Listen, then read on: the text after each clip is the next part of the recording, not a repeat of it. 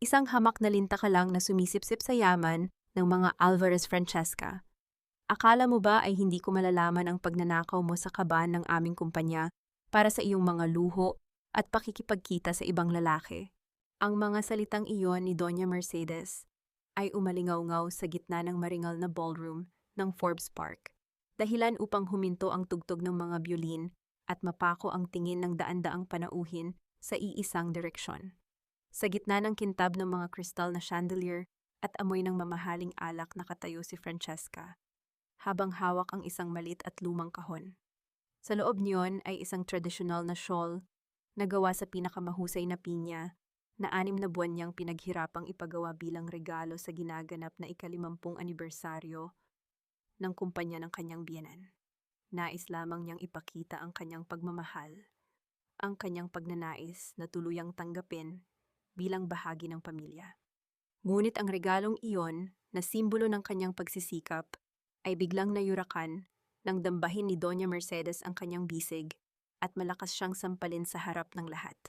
Hindi naramdaman ni Francesca ang hapdi sa kanyang pisngi, kundi ang biglang paglamig ng kanyang buong pagkatao. Ang bawat hibla ng kanyang pandinig ay tila nabalot ng makapal na bulak, at ang tanging naririnig na lamang niya ay ang mabilis at marahas na pagtibok ng sariling puso. Ang kaniyang mga kamay na dati ay matiyagang nag-aayos ng kurbata ng kanyang asawa tuwing umaga, ay nagsimulang manginig hanggang sa malaglag ang hawak niyang kahon. Walang tunog na lumabas sa kanyang bibig, ngunit sa loob ng kanyang dibdib, tila may isang malaking tipak ng yelo na unti-unting nagkakadurog-durog bumaon ang mga piraso nito sa kanyang mga baga hanggang sa hirap na siyang huminga. Mom is right, Francesca. Hindi ko akalain na sa likod ng inosenteng mukhang iyan ay isang mapagpanggap na ahas ang pinatuloy ko sa aking higaan. Ang boses ni Armando ay malamig pa sa hanging hatid ng papalapit na bagyo sa labas ng mansyon. Lumapit siya sa kanyang asawa hindi para aluin ito, kundi para isampal sa dibdib nito ang isang makapal na sobre. Those are the annulment papers. I don't want to see your face in my house or in my life ever again. You're a disgrace. Sa isang marahas na galaw hinablot ni Armando ang suot na kwintas ni Francesca, isang maliit na kahoy na ukit sa hugis ng ibong Maya, ang tanging alaala na iniwan sa kanya ng kanyang pumanaw na ama. Narinig ni Francesca ang marahas na pagkaputol ng tali nito bago iyon itapon ni Armando sa sahig sa gitna ng naghalong putik at tubig ulan na pumasok mula sa nakabukas na pinto ng veranda. Ang maliit na ibon na simbolo ng kanyang kalayaan at dangal ay gumulong at humantong sa paanan ng mga nagtatawa ng elitista. Sa sandaling iyon, ang mundo ni Francesca ay tuluyang nagdilim. Ang kanyang paningin ay nanatiling nakapako sa putikang kinasadlakan ng kanyang hiyas habang ang bawat salita ng pag-alipusta ng mga tao sa paligid ay tila mga karayom na isa-isang tumutusok sa kanyang kaluluwa. Wala siyang inilabas na luha, wala siyang binitiwang pagsusumamo. Nanatili siyang nakatayo tuwid ang likod sa kabila ng bigat ng kawalan habang pinagmamasdan ng kanyang asawa na inalalayan si Clara, ang babaeng alam niyang kanina palihim na nakangiti sa isang sulok. Naisip ni Francesca, sapat na ba ang lahat ng sakripisyo ko para sa isang pag-ibig na kailanman ay hindi pala naging akin? Bakit sa gitna ng karangyaang ito, ang pakiramdam ko ay mas mahirap pa ako sa isang pulubi na nawalan ng huling barya? Dahan-dahan siyang yumuko, hindi dahil sa pagsuko, kundi para abutin ang kanyang nadumihang alaala sa gitna ng putikan. Habang ang ulan ay nagsisimulang humagupit sa labas, bawat patak nito ay tila sumasabay sa pagguho ng kanyang lumang buhay. Ngunit sa ilalim ng malamig na balat ni Francesca, may isang kakaibang init na nagsisimulang mag-alab, isang apoy na hindi nanggagaling sa galit, kundi sa isang matinding desisyon. Tatalikod ba siya at tuluyang mawawala sa dilim? O ang bawat patak ng putik sa kanyang mukha ang magiging tinta na susulat sa katapusan ng mga Alvarez? Ang bawat hakbang ni Francesca sa masikip na eskinita ng tondo ay tila isang mabigat na parusa mula sa tadhana. Ang kalsadang puno ng lubak at nangingitim na tubig ulan ay malayo sa makinis na marmol ng Forbes Park, ngunit sa bawat paglubog ng kanyang mamahaling sapatos sa putik, tila doon lamang niya naramdaman na muli siyang tumatapak sa katotohanan. Ang suot niyang mamahaling gown na dati ay simbolo ng kanyang pagiging isang Alvarez, ngayon ay basang-basa at may mga bahid ng dumi, tila isang balat ng ahas na pilit niyang hinuhubad sa gitna ng kadiliman. Jesus, Mariosep, Francesca anak, anong nangyari sa iyo? Ang nag-aalalang boses ni Aling Rosa ang sumalubong sa kanya sa tapat ng isang maliit at lumang pintuang gawa sa pinagtagpi-tagping kahoy. Hindi sumagot si Francesca. Ang tanging narinig na tunog sa maliit na silid ay ang pagtulo ng tubig mula sa kanyang basang buhok patungo sa sahig na semento. Ramdam niya ang init ng tuyong tuwalya na ibinalot sa kanya ni Aling Rosa, isang simpleng haplos na mas nagparamdam sa kanya ng pagmamahal kaysa sa 10 taon niyang pananatili sa loob ng mansyon ng mga Alvarez. Inabutan siya ng matanda ng isang mangkok ng mainit na sopas. Ang usok niyon ay humahaplos sa kanyang namumutlang mukha. Kain ka muna anak. Huwag mong isipin ang mga taong walang puso. Dito sa tondo kahit putik ang paligid, hindi namin kayang itapon ang sariling dugo, sabi ni Aling Rosa habang hinahaplos ang likod ni Francesca. Sa unang pagkakataon, mula nang mangyari ang eskandalo na ramdaman ni Francesca, ang bahagyang pagluwag ng buhol sa kanyang lalamunan. Ngunit sa halip na lunukin ang pagkain, dahan-dahan niyang inilapag ang mangkok at tumingin sa isang lumang baul sa sulok ng silid. Ang kanyang mga mata na kanina ay puno ng pait, ay biglang nagkaroon ng isang matalim at malamig na kislap. Salamat Aling Rosa, pero hindi lang pagkain ang kailangan ko para mabuhay sa gabing ito. Bulong ni Francesca ang kanyang boses ay tila isang pangako ng paparating na unos. Nang masiguro niyang nakatulog na ang matanda sa kabilang silid, lumapit si Francesca sa baul at kinuha ang isang itim na bag na nakatago sa ilalim ng mga lumang damit. Inilabas niya mula rito ang isang manipis at makintab na laptop, isang kagamitang hindi nararapat sa gitna ng kahirapang nakapaligid sa kanya. Sa bawat pagpindot niya sa keyboard, ang liwanag mula sa screen ay nagmistulang tanging tanglaw sa madilim na kwarto. Ang kanyang mga daliri ay mabilis na gumagalaw pinalalampas ang mga harang ng seguridad ng mga malalaking bangko at kumpanya. Binuksan niya ang isang folder na may pangalang Verdant Horizon.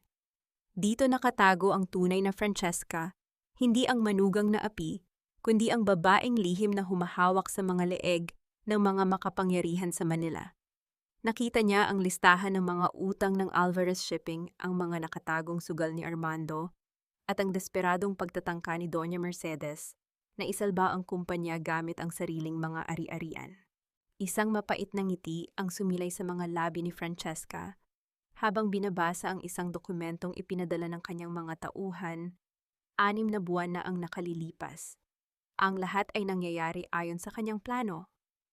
Ang sampal ang pagpapaalis sa kanya at ang pagpahiya sa kanya ay mga huling piraso lamang ng puzzle na siya mismo ang bumuo. Sa isang iglap, isang kulay pulang babala ang lumitaw sa gitna ng kanyang screen, kasabay ng isang mahinang pag-ilaw ng monitor na nagbigay diin sa bawat guhit ng pagtitiis sa kanyang mukha. Binasa niya ang mensahe at naramdaman ang mabilis na pagdaloy ng adrenaline sa kanyang mga ugat. Confirmed the final mortgage documents for Doña Mercedes's personal shares have been signed and uploaded, waiting for your command to execute the seizure. Napahawak si Francesca sa kanyang dibdib, kung saan nakatago ang Conchimsego na kinuha niya sa putikan. Ang ibon ay tuyo na ngunit ang mga gasgas nito ay mananatiling paalala ng kanyang pinagdaanan. Ngayon ang mga Alvarez ay nakahiga na sa bitag na kanilang sariling gawa at tanging isang pindot na lamang ni Francesca ang kailangan upang gumuho ang kanilang mundong tinitingala. Naitanong niya sa kanyang sarili, handa na ba akong maging ang halimaw na kinatatakutan nila upang makuha ang hustisyang matagal ng ninakaw? Isang malakas na kulog ang bumasag sa katahimikan ng gabi sa tondo, tila isang hudyat na ang digmaan ay hindi na lamang isang plano sa screen, kundi isang katotohanang sisira sa lahat ng kanilang nakasanayan. Isang tagay para sa kalayaang matagal nating hinintay. Sa wakas malinis na ang hangin sa mansyong ito dahil wala na ang amoy ng lansa ng isda at putik na dala ng babaeng iyon. Malakas na deklara ni Doña Mercedes habang itinataas ang kanyang kristal na baso ng mamahaling champagne. Sa loob ng marangyang dining room ng Forbes Park, ang tawanan ni Armando at Clara ay tila mga laseta na humihiwa sa katahimikan ng gabi. Ang bawat lagok nila ng alak ay isang pagdiriwang sa kanilang akalang tagumpay, ang pagpapatalsik sa isang hampas lupang si Francesca. Para sa kanila, ang pagkawala ni Francesca ay parang pagtatapon ng isang lumang basahan na wala ng silbi. You're right, Mom. I should have done this a long time ago. Masyado akong naging mabait sa kanya, dagdag ni Armando, habang ang kanyang kamay ay nakapulupot sa bewang ni Clara. Ngayon wala na tayong iisiping panggulo sa mga plano natin para sa kumpanya.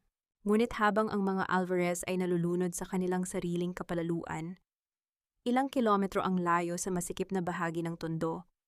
Ang basahang tinutukoy nila ay nakaupo sa harap ng isang kumukutitap na screen. Sa loob ng maliit na silid ni Francesca, ang tanging maririnig ay ang mahinang pag-ikot ng isang lumang bentilador at ang kanyang banayad na paghinga. Ang bawat tawag na kanyang ginagawa ay hindi pakiusap, kundi mga utos na nagpapagalaw sa milyon-milyong piso sa stock market. Sell the remaining shares of the logistics department under the dummy accounts. Make them feel the pressure. Gusto kong makita silang magmakaawa para sa kapital.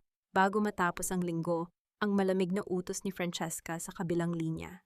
Ang boses niya ay walang bahid ng emosyon, malayo sa boses ng asawang dati, ay nagmamakaawa para sa kaunting atensyon ni Armando. Nang maibaba ang telepono, dahan-dahang hinaplos ni Francesca ang ukit ng kahoy na ibon sa kanyang palad. Naalala niya ang kanyang ama, isang simpleng mangingisda na may malaking pangarap na ang pawis at dugo ay ninakaw ng mga Alvarez sa pamamagitan ng mga mapanlinlang na kontrata. Tay, hindi lang dangal natin ang kukunin ko. Ibabalik ko ang lahat ng kinuha nila sa atin hanggang sa huling sentimental, bulong niya sa hangin. Isang mahinang katok ang narinig sa kanyang pinto. Anak, kumain ka muna. Masama ang nagpapalipas ng gutom, lalo na't may pinagdaraanan ka. Pumasok si Aling Rosa, bitbit ang isang maliit na mangkok ng lugaw na may pritong tuyo. Ang amoy niyon ay simple ngunit puno ng katapatan. Kinuha ni Francesca ang mangkok at humigop ng mainit na sabaw. Sa bawat lunok niya ng simpleng pagkain, tila isang mainit na yakap ang bumabalot sa kanyang pusong, matagal nang nagmamanhid sa loob ng malamig na mansyon. Salamat, Aling Rosa.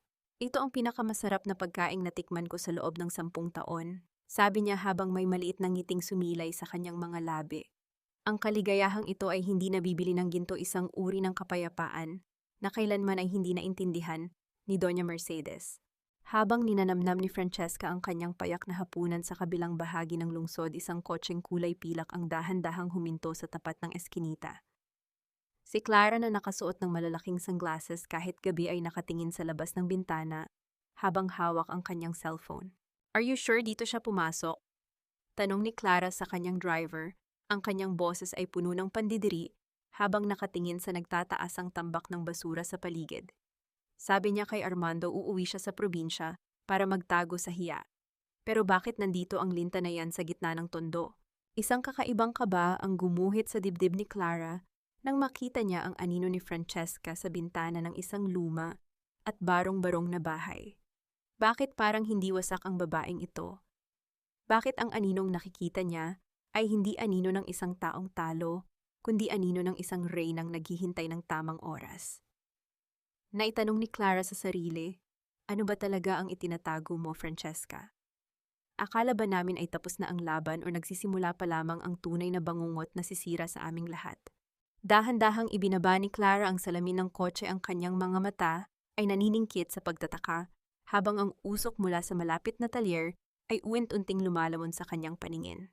Huwag kang magkakamaling sumigaw, senyora, baka mas lalong pumangit ang maganda mong mukha. Ang boses na iyon ay malat at puno ng panganib, sapat na upang patigilin ang tibok ng puso ni Francesca. Sa labas ng kanyang maliit na pintuan, 3 lalaking may malalaking katawan at may mga tato sa braso ang nakatayo, tila mga buitreng naghihintay ng biktima. Ang isa sa kanila ay marahas na itinulak ang pinto, dahilan upang dumaing ang mga lumang bisagra nito at malaglag ang mga alikabok mula sa kisame. Sa gitna ng takot, mabilis na itinago ni Francesca ang kanyang laptop sa ilalim ng isang basahang sako. Ang kanyang mga kamay ay nanlalamig, ngunit ang kanyang mga mata ay nananatiling matalim. Ang ironya ng sitwasyon ay tila isang mapait na biro, ang babaeng may kapangyarihang magpabagsak sa isang higanting kumpanya ay kailangan ngayong humarap sa 3 hamak na bayarang tauhan. Alam niya hindi sila basta-bastang magnanakaw. Ang paraan ng kanilang pagtitig ay may bahid ng utos mula sa isang taong nais siyang burahin sa mapa, si Clara. Anong kailangan nyo? Wala akong pera rito, matapang na sabi ni Francesca, kahit na nararamdaman niya ang panginginig ng kanyang mga tuhod. Hindi pera ang hanap namin, Francesca. Ang sabi ng amo namin, masyado ka raw matigas ang ulo. Dapat daw ay nandoon ka na sa probinsya at nagtatago, hindi yung nagpapakita ka pa rito sa Maynila. Wika ng pinaka-leader habang pilit na hinahawakan ang kanyang braso. Ngunit bago pa man madapo ang maruming kamay ng lalaki, sa balat ni Francesca isang malamig at autoritatibong boses ang umalingaw-ngaw mula sa madilim na pasilyo ng eskinita. I suggest you take your hands off her before I call the district commander and file a case of frustrated abduction and trespassing against all of you. Ang mga lalaki ay sabay-sabay na lumingon. Doon sa ilalim ng nag-iisang aandap-andap na ilaw sa labas, nakatayo ang isang lalaking tila hindi nabibilang sa mundo ng tondo.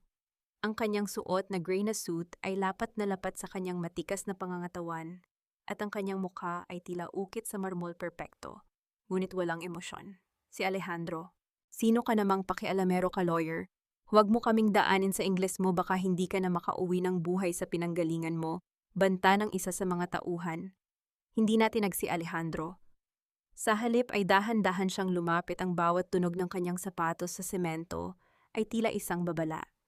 Hindi siya gumamit ng dahas, hindi siya nagtaas ng boses. Kinuha lamang niya ang kanyang cellphone at may ipinakitang litrato sa mga ito. I know who hired you and I know where your families live in Quezon City. Kung gusto niyong matulog ng mahimbing ngayong gabi, umalis na kayo bago ko iparating sa mga kliyente ko na pumalya kayo sa trabaho niyo, sabi ni Alejandro sa isang tonong puno ng kasiguruhan.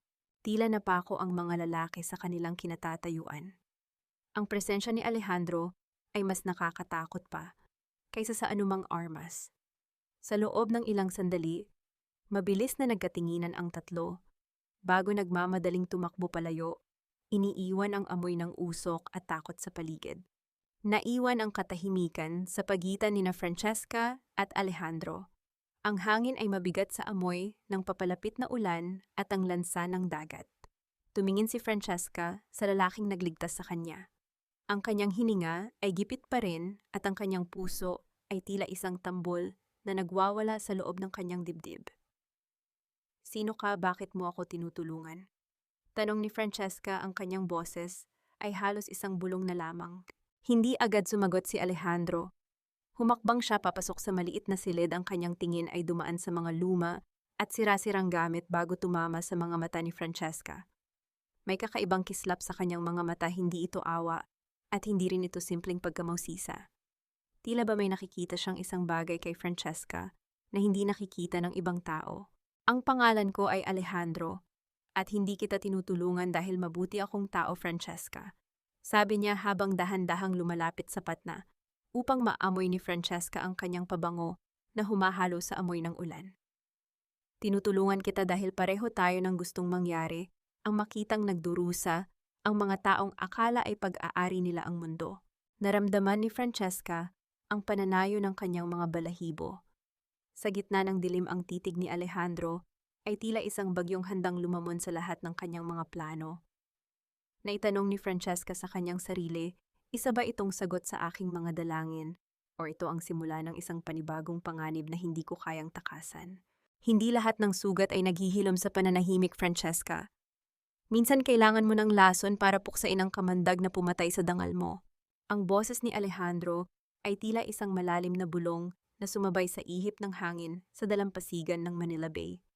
Nakatayo silang dalawa malapit sa seawall, kung saan ang amoy ng alat ng dagat ay humahalo sa usok ng mga sasakyan sa malayo. Ang gabi ay nababalot ng kulay kahel at asul mula sa mga ilaw ng lungsod, ngunit sa pagitan nilang dalawa, tila may isang pader ng yelo na unti-unting natutunaw. Tumingin si Francesca sa malawak na karagatan. Ang bawat hampas ng alon sa mga bato ay tila nagpapaalala sa kanya ng bawat sampal at pang-aalipusta na natanggap niya sa loob ng mansyon ng mga Alvarez. Naramdaman niya ang lamig ng gabi, ngunit bago pa man siya manginig, dahan-dahang hinubad ni Alejandro ang kanyang mamahaling coat at ipinatong ito sa balikat ni Francesca. Ang init na nagmumula sa tela na may bahid ng bango ng sandalwood at ulan ay nagbigay sa kanya ng kakaibang pakiramdam, isang proteksyon na hindi niya kailanman naramdaman mula kay Armando. Bakit mo ginagawa ito? You're a high-end lawyer, hindi ka nababagay sa lugar na ito. At mas lalong hindi ka nababagay sa isang babaeng itinakwil na tulad ko. Tanong ni Francesca habang hinihigpitan ang pagkakahawak sa coat ni Alejandro. Justice has no social class, Francesca. At mas lalong walang pinipiling lugar ang paniningil ng utang. Tugon ni Alejandro, ang kanyang mga mata ay nakapako sa nagkikinangang mga ilaw sa kabilang panig ng dagat. I can help you. I can be your sword while you remain the silent hand behind verdant horizon. Alam ko ang lahat, Francesca. Alam ko kung sino ka talaga. Napatigil ang paghinga ni Francesca. Ang kanyang sikreto, ang tanging alas na hawak niya, ay tila isang manipis na papel na dahan-dahang binubuklat ni Alejandro. Ngunit sa halip na matakot, may isang bahagi ng kanyang puso na nakaramdam ng ginhawa. Sa wakas, may isang taong nakakakita sa kanya hindi bilang biktima, kundi bilang isang kalaban. Dahan-dahang kinuha ni Alejandro ang isang baso ng mainit na taho mula sa isang dumaang tindero at iniabot ito kay Francesca. Ang init ng baso sa kanyang mga palad ay tila isang munting apoy sa gitna ng kadiliman. Sa simpleng sandaling iyon, habang magkasama silang humihigop ng matamis na arnibal, sa gitna ng maingay at magulong Maynila, naramdaman ni Francesca ang isang uri ng kapayapaan na matagal na niyang kinalimutan. Ang pagiging siya lamang malayo sa mga mata ng mga elitistang mapanghusga. Hindi ko alam kung mapagkakatiwalaan kita, Alejandro. Bulong ni Francesca, ang kanyang mga mata ay nangingilid ang luha na pilit niyang pinipigilan. Don't trust me yet. Use me. Let me prove to you that our enemies are the same. Sabi ni Alejandro bago dahan-dahang ilapit ang kanyang mukha sa kanya. Sandaling tumigil ang mundo ni Francesca. Naamoy niya ang hininga ni Alejandro na amoy kape at nakita ang lungkot na nakatago sa likod ng kanyang matatalim na tingin. Isang marahang haplos ng hangin ang nagpalipad sa ilang hibla ng buhok ni Francesca at dahan-dahang inayos yon ni Alejandro sa likod ng kanyang tainga.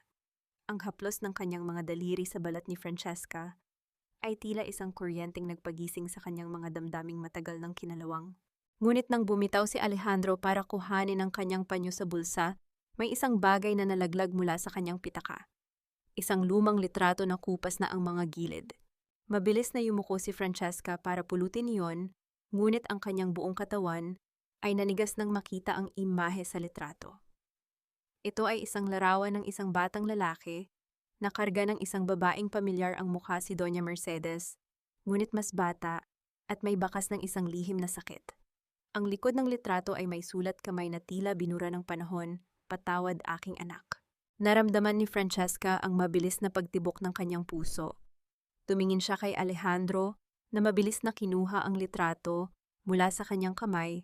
Ang kanyang panga ay nagngangalit at ang kanyang mga mata ay biglang nagdilim sa galit. Bakit hawak ni Alejandro ang litrato ng babaeng sumira sa buhay ko? Sino ba talaga ang lalaking ito na nag-aalok ng tulong sa gitna ng aking pagkawasak?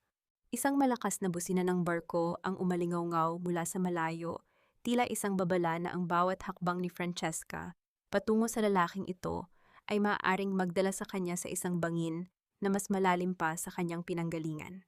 Tingnan mo nga naman ang buhay, Francesca. Mula sa Forbes Park, nauwi ka sa tambakan ng basura. Tunay ngang ang ibon na hindi marunong lumipad sa putikan ang bagsak. Ang boses ni Clara ay tila isang matalim na huni ng sirena na bumasag sa katahimikan ng umaga sa tondo. Nakatayo siya sa tapat ng pintuan ni Francesca, nakasuot ng isang mamahaling puting silk dress, nakitang-kita ang kontras sa nangingitim na dingding ng barong-barong. Hawak niya ang isang designer bag na sapat na ang halaga para pakainin ang buong eskinita sa loob ng isang taon. Maingat ang kanyang bawat hakbang, pilit na iniiwasan ang mga nagkalat na balat ng candy at mantsa ng langis sa sahig. "Clara, anong ginagawa mo rito?" tanong ni Francesca. Pinilit niyang gawing pause at mahina ang kanyang boses. Bahagya niyang itinago ang kanyang mga kamay sa likod, tila isang taong nahihiya sa sariling kalagayan. "Oh, Cheska, huwag kang matakot. Pumunta ako rito dahil nag-aalala ako sa iyo." Wika ni Clara habang dahan-dahang pumasok sa loob. Agad niyang tinakpan ang kanyang ilong gamit ang isang panyong may pabangong lavender. Grabe, ganito pala ang amoy rito. Parang hindi ako makahinga. How can you live like this? Armando has been so happy lately. Pero sabi ko sa kanya, kailangan pa rin kitang kumustahin. After all, naging magkaibigan naman tayo, 'di ba? Naramdaman ni Francesca ang pag-akyat ng pait sa kanyang lalamunan. Ang bawat salita ni Clara ay puno ng kamandag ng gaslighting pilit na pinalalabas, na ang lahat ng nangyari ay kasalanan ni Francesca. At siya si Clara ang tanging nagmamalasakit. Ngunit sa halip na sumabog sa galit, yumuko lamang si Francesca. Salamat sa pag-aalala, Clara. Tama ka, mahirap ang buhay rito. Pero wala na akong ibang mapupuntahan, sagot ni Francesca sa isang tonong puno ng pagsusumamo. I know. Kaya nga gusto kong tulungan ka. Sabihin mo lang sa akin, may itinatago ka ba rito? May mga papeles ka ba na kinuha sa mansyon? You know, Armando is very worried about the company's internal files. If you give them to me, I can talk to him. Baka dagdagan niya ang pabaon sa iyo, sabi ni Clara, habang ang kanyang mga mata ay tila mga radar na naghahanap ng anumang kahina-hinala sa loob ng silid. Isang munting ngiti ang gumuhit sa isipan ni Francesca, ngunit nanatiling malungkot ang kanyang mukha. Dahan-dahan siyang lumapit sa isang lumang istante at kumuha ng isang basong plastik na may malaking pingas sa gilid. Sinalinan niya ito ng tubig mula sa isang lumang pitsel na may mantsa ng lumot. Pasensya ka na, Clara. Ito lang ang maipapainom ko sa iyo. Mainit ang panahon, baka nauuhaw ka sa... Tagumpay, wika ni Francesca habang iniabot ang baso. Nandidiring tinitigan ni Clara ang baso. Ang labi ng baso ay may mga gasgas at ang tubig sa loob ay tila may maliliit na alikabok na lumulutang. Kitang-kita ang panginginig ng mga daliri ni Clara sa pandidiri, ngunit dahil sa pagnanais na magmukhang mabait, pilit niyang kinuha ang baso. Ang kanyang mukha ay namula sa pagsusuka, lalo na nang dumapo ang kanyang mga daliri sa malagkit na bahagi ng plastic. Salamat, Cheska. Pero, busog pa ako? Mabilis na sagot ni Clara habang inilapag ang baso sa isang mesa na puno ng dumi ng ipis. Habang nagpapanggap na nag-aayos ng kanyang buhok, pasimpleng tiningnan ni Clara ang ilalim ng katre ni Francesca. May nakita siyang isang itim na bag na bahagyang nakasilip. Ang kanyang puso ay mabilis na tumibok. Iyon na kaya ang laptop? Iyon na kaya ang ebidensya na hindi lang basta biktima ang babaeng ito? Anyway, kailangan ko na ring umalis. Baka madumihan ang dress ko, kailangan ito ni Armando sa dinner namin mamaya, sabi ni Clara habang nagmamadaling tumalikod. Think about my offer, Cheska. Huwag mong hayaang mabulok ka rito. Nang makalabas na si Clara, ang maamong mukha ni Francesca ay biglang nagbago. Kinuha niya ang basong iniwan ni Clara at dahan-dahang ibinuhos ang tubig sa sahig. Ang tunog ng pagtapon ng tubig ay tila isang hudyat ng kanyang paglilinis sa duming iniwan ng kanyang kaaway. Ubusin mo na ang lahat ng hininga mo sa pagsisinungaling, Clara, pomiko ha. Bulong ni Francesca habang pinagmamasdan ang paalis na kotse. Dahil sa susunod na magkita tayo, hindi na tubig ang iaalok ko sa iyo, kundi ang sarili mong luha. Ngunit sa kanyang paglingon, napansin ni Francesca na ang zipper ng kanyang itim na bag sa ilalim ng kama ay bahagyang nakabukas. Ang kanyang puso ay tumalon sa kaba. May nakuha ba si Clara o may iniwan siyang isang bagay na mas mapanganib? Na itanong ni Francesca sa kanyang sarili huli, na ba ang lahat para sa aking pagpapanggap? O sadyang hinayaan ko siyang makalapit dahil handa na akong hilahin siya pababa sa sarili kong impyerno? Hindi ka pwedeng maging kampante, Francesca. Sa mundong ito, pati ang sarili mong anino ay pwedeng kang iwan kapag binalot ka na ng dilim. Ang babalang iyon mula sa kanyang yumaong ama ay tila isang malamig na bulong na humahalayhay sa batok ni Francesca habang nakatitig siya sa folder na naiwan ni Alejandro sa ibabaw ng kanyang munting mesa. Ang bawat pahina ng dokumentong naroon ay tila isang dambuhalang alon na handang lumamon sa munting pag-asang nagsisimulang tumubo sa kanyang puso. Ang amoy ng lumang papel at tinta ay humahalo sa amoy ng ulan sa labas, lumilikha ng isang atmosfera ng bigat at pag-aalinlangan. Dahan-dahang hinawakan ni Francesca ang litratong natagpuan niya noong isang gabi, ang larawan ni Doña Mercedes at ng isang batang lalaki. Ramdam niya ang panginginig ng kanyang mga daliri habang pinagmamasdan ang bawat guhit sa mukha ng bata. May pagkakahawig ito kay Alejandro, lalo na sa paraan ng pagtingin ng mga mata-matalim puno ng pait at tila laging may itinatagong lihim. Kung anak ka nga ni Mercedes, bakit mo ako tinutulungan? Bakit mo gustong wasakin ang sarili mong kadugo? Bulong ni Francesca sa gitna ng katahimikan ng gabi sa tondo. Binuklat niya ang kasunod na pahina ng folder. Ang kanyang puso ay tila isang tambol na nagwawala sa loob ng kanyang dibdib nang makita niya ang isang blueprint ng mansion sa Forbes Park. May mga pulang marka sa bawat sulok niyon, tila isang planong pang-militar. Ngunit hindi iyon ang pinakanakakatakot. Sa ilalim ng blueprint ay may isang kontrata na may titulong Liquidation of Alvarez Assets and Transfer of Rights. Sa bawat salitang kanyang binabasa, naramdaman ni Francesca ang yuwentunting paglamig ng kanyang mga paa at kamay. Ang nakasulat doon ay hindi lamang tungkol sa pagpapabagsak sa mga Alvarez. Ito ay isang detalyadong plano kung paano ililipat ang lahat ng pag-aari ng pamilya, hindi sa Verdant Horizon, kundi sa isang pribadong account na ang pangalan ay nakatago sa likod ng isang code na familiar sa kanya. Ang code na iyon ay ang petsa ng kamatayan ng asawa ni Doña Mercedes. Naramdaman ni Francesca ang isang malakas na sikad ng pagsusuka sa kanyang sikmura. Ang akala niyang kakampi ang lalaking nagparamdam sa kanya ng init sa gitna ng lamig, ay mayroon palang mas malalim na bitag na inihahanda. Hindi lamang hustisya ang hanap ni Alejandro. Ang hanap niya ay ang kabuuang pag-aari na ipinagkait sa kanya bilang isang anak na itinakwil. At sa planong iyon, si Francesca ay tila isang piyesa lamang sa chessboard, isang Trojan horse, na gagamitin niya para makapasok sa loob ng kuta ng mga Alvarez. Ginamit mo lang din ba ako, Alejandro, kagaya ng ginawa nila?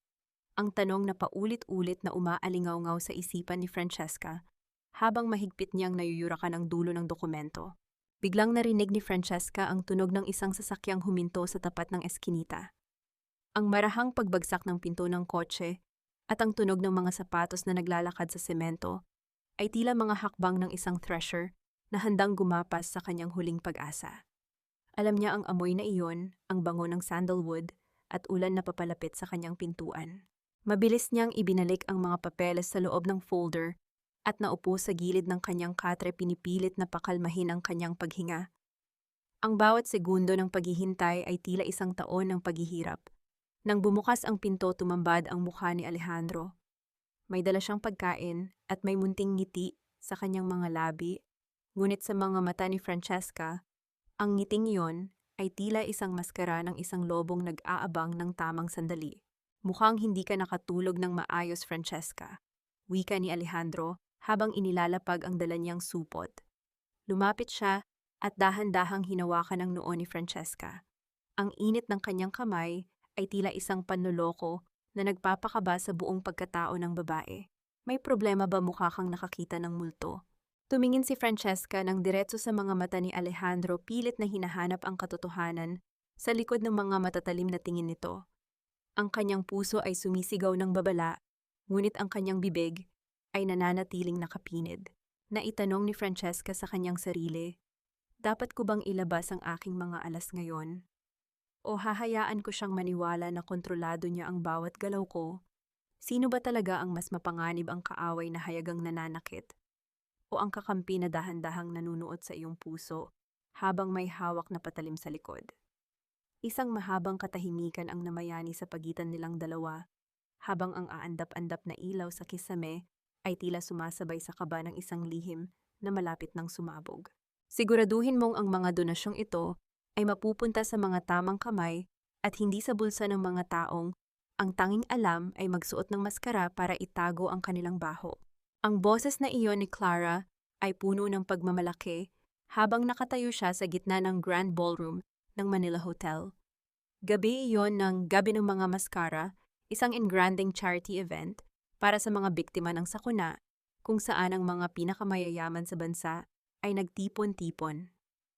Ngunit sa likod ng maririkit na gown at mamahaling tuksido, ang bawat ngiti ay tila isang peking palamuti. Si Clara na suot ang isang pulang maskara na pinalamutian ng mga kristal ay nakakapit ng mahigpit sa braso ni Armando. Ang kanilang presensya ay tila isang proklamasyon ng kanilang bagong kapangyarihan, ang mga bagong hari at reyna ng Alvarez Shipping. Sa isang sulok ng ballroom malayo sa sentro ng atensyon, nakatayo ang isang babaeng nakasuot ng simpleng itim na gown na tila yakap ang kanyang bawat kurba. Ang kanyang mukha ay natatakpan ng isang pilak na maskara na may disenyo ng mga pakpak ng ibon. Walang nakakakilala sa kanya. Para sa lahat siya ay kinatawan lamang ng Verdant Horizon, ang misteryosong kumpanyang nagbigay ng pinakamalaking donasyon sa gabing iyon. Naramdaman ni Francesca ang paninikip ng kanyang dibdib habang pinagmamasdan ng kanyang asawa, ang lalaking nangako sa kanya ng habambuhay, na ngayon ay masayang ibinibida ang babaeng sumira sa kanilang pagsasama. Ang bawat tawa ni Armando ay tila isang sampal na paulit-ulit na dumadapo sa kanyang mukha. Nais niyang sumigaw, nais niyang hubarin ang maskara, at isigaw ang lahat ng kawalang katarungan, ngunit nanatiling nakapinid ang kanyang mga labi. Ang kanyang mga kuko ay bumaon sa kanyang mga palad, hanggang sa makaramdam siya ng hapdi isang paalala na kailangan niyang manatiling matatag para sa kanyang plano. Huwag mong hayaang lamunin ka ng galit mo, Francesca. Ang apoy na masyadong malakas ay pwedeng tumupok maging sa nagpasiklab nito. Isang mainit na kamay ang dahan-dahang humawak sa kanyang bewang. Hindi na kailangang lumingon ni Francesca para malaman kung sino iyon. Ang bango ng sandalwood at ang pamilyar na bigat ng presensya nito ay sapat na. Si Alejandro. Nakasuot ito ng itim na maskara na lalong nagbigay diin sa kanyang matatalim na mata. Sa kabila ng mga natuklasan ni Francesca tungkol sa mga dokumento ni Alejandro, ang pagdapo ng kamay nito sa kanyang katawan ay nagdulot pa rin ng isang kakaibang kuryente na nagpatalon sa kanyang puso. Nagsimulang tumugtog ang isang mabagal at madamdaming kanta. Dahan-dahang iginaya ni Alejandro si Francesca patungo sa gitna ng dance floor. Sa ilalim ng aandap-andap na liwanag ng mga chandelier ang mundo sa paligid nila ay tila naglaho. Bakit mo ako dinala rito, Alejandro? Para makita kung paano sila magpakasaya sa pera ng kumpanyang kinuha nila sa akin. Bulong ni Francesca, ang kanyang boses ay nanginginig sa pagitan ng lungkot at galit. Dinala kita rito para makita mo ang target mo ng malapitan. Look at them, Francesca. They feel safe. They feel untouchable, sagot ni Alejandro, habang dahan-dahang inilalapit ang katawan ni Francesca sa kanya. Ang kanilang mga dibdib ay halos magdikit, at naramdaman ni Francesca ang malakas at matatag na tibok ng puso ng lalaki. Sa bawat ikot nila sa musika, ang mga mata ni Francesca ay nananatiling nakapako sa mga mata ni Alejandro sa likod ng maskara. Gusto niyang itanong ang tungkol sa litrato ni Mercedes, tungkol sa planong pag-agaw sa mga ari-arian, tungkol sa kung sino ba talaga ang lalaking ito sa kanyang buhay. Ngunit sa sandaling iyon, habang ang init ng katawan ni Alejandro ay tumatagos sa kanyang gown, naramdaman niya ang isang uri ng kaligtasan na matagal na niyang hinahanap. Isang sandali ng katahimikan sa gitna ng gyera. Dahan-dahang ipinatong ni Francesca ang kanyang ulo sa balikat ni Alejandro. Ang tela ng kanyang suit ay malamig sa kanyang pisngi, ngunit ang yakap nito ay tila isang silungan laban sa bagyo. Sa kabila ng pagdududa, sa kabila ng takot na baka ginagamit lang din siya nito, hinayaan ni Francesca ang sarili na malunod sa sandaling iyon. Ilang maskara pa ba ang kailangan nating isuot bago tayo maging totoo sa isa't isa, Alejandro? Ang tanong na tila isang hiling sa hangin. Ngunit bago pa makasagot ang lalaki, isang boses ang bumasag sa kanilang munting mundo. Excuse me, mysterious lady. May I have this dance? You look strangely familiar? Napatigil ang mundo ni Francesca. Ang boses na iyon ay kay Armando. Nakatayo ito sa kanilang harapan, may hawak na baso ng alak, at nakatingin ng diretso sa kanya na may kasamang nakakalokong ngiti. Ang amoy ng alak mula sa hininga nito ay tila isang lason na bumuhay sa lahat ng sakit na pilit niyang ibinabaon. Naitanong ni Francesca sa kanyang sarili ito, na ba ang sandaling magigiba ang lahat ng aking pagpapanggap? Handa na ba akong harapin ang lalaking pumatay sa aking puso? O hahayaan ko si Alejandro na muling maging kalasag ko sa harap ng panganib? Isang mahabang katahimikan ang namayani, habang ang musika ay patuloy na umaalingaw-ngaw, tila isang babala, na ang bawat hakbang sa gabing ito ay maaring maging huling sayaw ng kanilang mga lihim. Minsan ang pinakamatalim na patalim ay hindi nanggagaling sa kaaway, kundi sa kamay ng taong itinuring mong kapatid.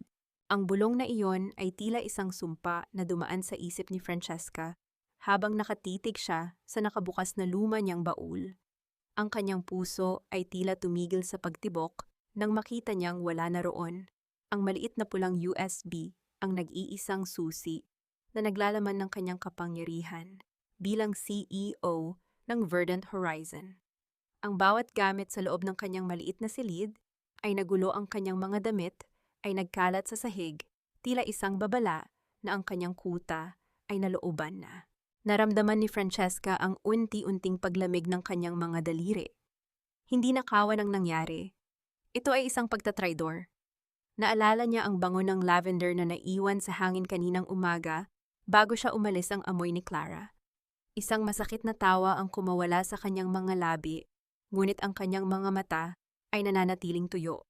Ang sakit ay masyadong malalim para ilabas sa pamamagitan ng luha. Ang bawat ala-ala ng kanilang pagkakaibigan ay tila mga bubog na ngumunguya sa kanyang kaluluwa. Habang nangyayari ito sa tondo sa loob ng isang pribadong silid sa mansyon ng mga Alvarez, hawak ni Clara ang pulang USB habang nakangiti ng mapanuri kay Armando. Ang kislap ng mga hiyas sa kanyang leeg ay tila nagdiriwang sa kanyang tagumpay. I told you, Armando, hindi lang basta nagtatago sa tondo ang ex-wife mo. She's been playing a dangerous game. This is the link to Verdant Horizon. This is the evidence that she's been trying to destroy your family from the shadows. Wika ni Clara, ang kanyang boses ay puno ng tamis na may kasamang lason. Walang hiyang babaeng iyon. Akala niya ba ay malulusutan niya ako? Ang boses ni Armando ay puno ng puot habang mahigpit niyang hinahawakan ang USB. Hindi ko lang siya basta sisirain, Clara. Ipaparanas ko sa kanya kung paano mabulok sa kulungan.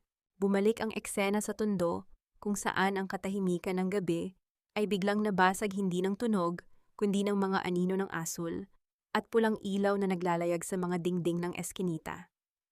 Ang pagkurap ng mga ilaw mula sa sasakyan ng pulis ay tila mga mata ng isang halimaw na dahan-dahang lumalapit sa tahanan ni Francesca. Walang imik na tumayo si Francesca sa gitna ng kanyang silid.